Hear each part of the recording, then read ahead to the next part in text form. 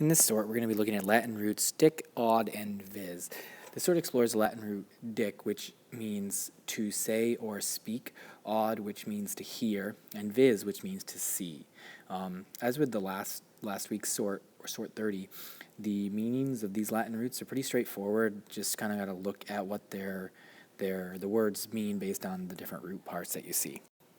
So like you would look at the word dictate, and that's when someone says something, they're dictating, they're giving a command. So again, it has to do with speaking.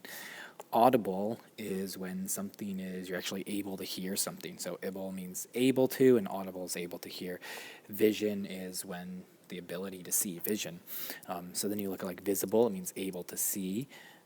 Contradict is like when you say something in contrast to something else. So contradict is like saying against something.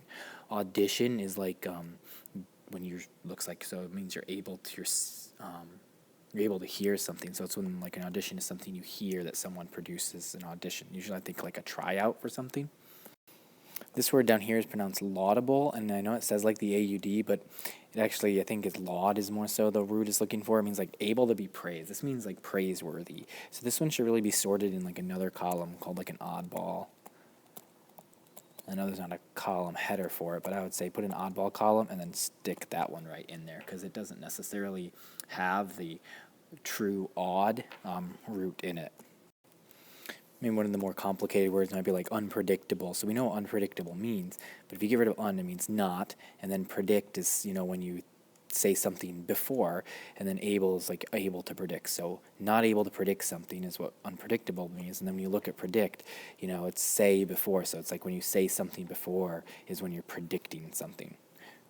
So go ahead and you can use these roots to figure out what the words mean. Go ahead and sort them, and then come back to the video and I'll show you your final columns. All right, here you go. This is your different ones. Notice again, laudable put over here in the oddball because it doesn't really fit there, and audiovisual can actually fit into two columns.